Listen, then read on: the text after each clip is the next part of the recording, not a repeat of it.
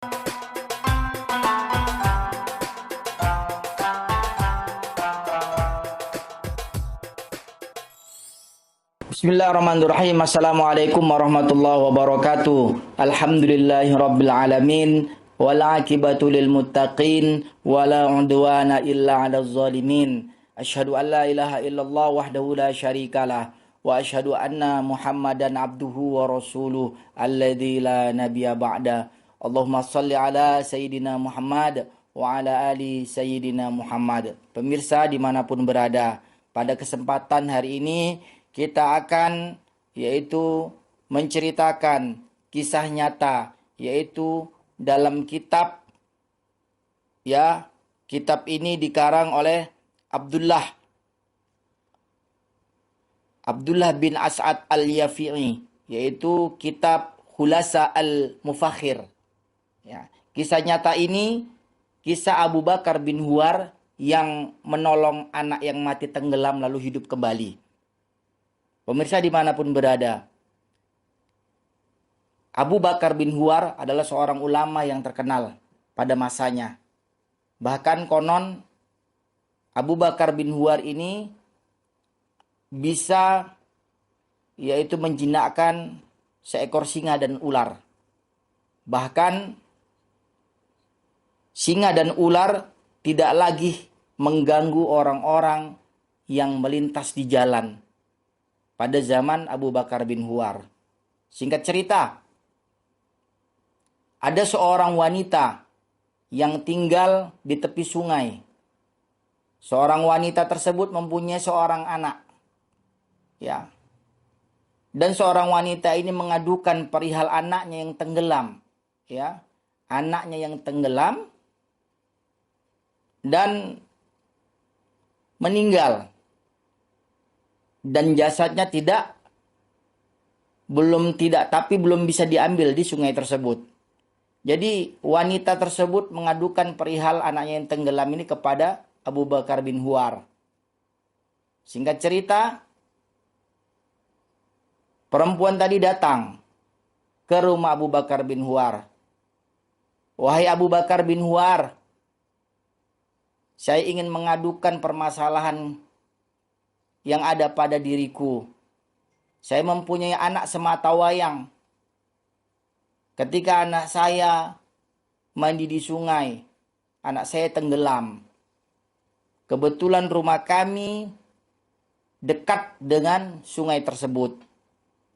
Saya memohon pertolonganmu, wahai Abu Bakar bin Huwar. Jika engkau tidak bisa menolongku, maka aku akan mengadukan kepada Allah dan Rasul-Nya bahwasannya engkau tidak mau menolong keluargaku. Singkat cerita, Abu Bakar bin Huwar termenung, dan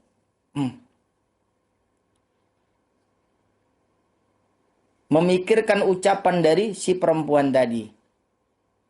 Selanjutnya, Abu Bakar bin Huwar pun menjawab apa yang diutarakan, apa yang dihajatkan oleh perempuan tadi. Apa kata Abu Bakar bin Huwar? Oke, saya akan membantu. Tunjukkan saya lokasi di mana anak Anda tenggelam. Singkat cerita, Abu Bakar bin Huwar mengikuti wanita tersebut ke lokasi di mana anak sematawayang perempuan ini tadi meninggal dunia dan tenggelam. Dan ditunjukkan lokasi tersebut, maka terlihatlah dari kejauhan anak perempuan sematawayang tadi mengapung di sungai dalam keadaan kondisi yang meninggal dunia. Lalu Abu Bakar bin Huwar turun ke sungai dan berenang mengambil anak yang tenggelam tersebut. Singkat cerita, ketika Abu Bakar bin Huwar turun ke sungai dan mengambil anak perempuan tadi yang mengapung dan dibawanya ke tepi. Dengan izin Allah Subhanahu wa taala, anak tersebut hidup kembali. Ya, karena telah diambil dan ditolong oleh Abu Bakar bin Huwar ketika mengambang di sungai. Dan izin Allah Subhanahu wa taala, anak perempuan tadi yang sematawayang yang mengambang dan tenggelam tadi itu hidup kembali. Singkat cerita, ketika mereka telah diselamatkan oleh Abu Bakar bin Huwar, mereka pergi begitu saja, tanpa tidak ada permasalahan apapun. Jadi kisah ini ya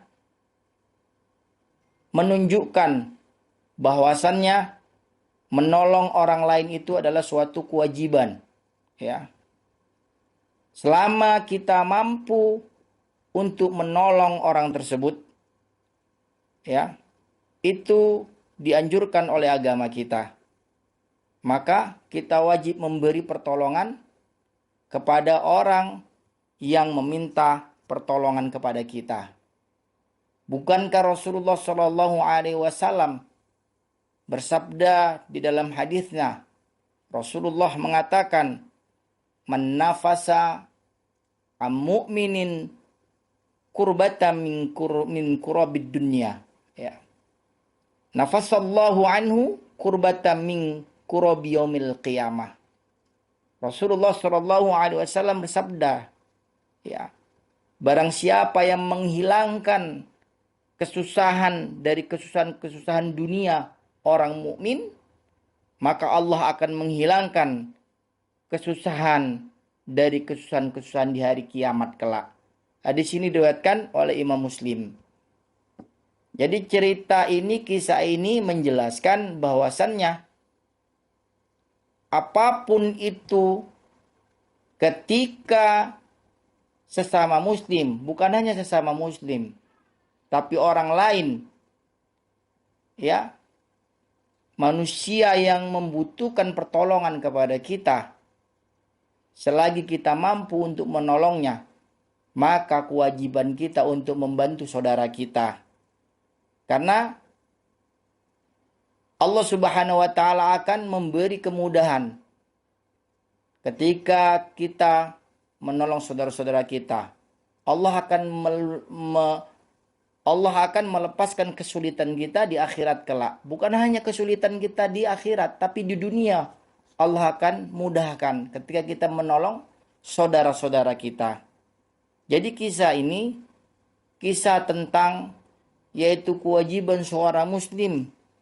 Bukan hanya muslim saja, tapi kita kepada orang lain ketika membutuhkan pertolongan kita, kita wajib menolongnya selagi kita mampu. Agar kesulitan kita di dunia dan kesulitan kita di akhirat Allah mudahkan. Nah, kisah Abu Bakar bin Huwas ini adalah salah satu contoh, salah satu bukti bahwasannya ketika seorang manusia membutuhkan pertolongan, kita harus menolongnya, apapun keadaannya. Karena dengan siapa lagi saudara kita untuk meminta tolong ketika mereka kenal dengan kita.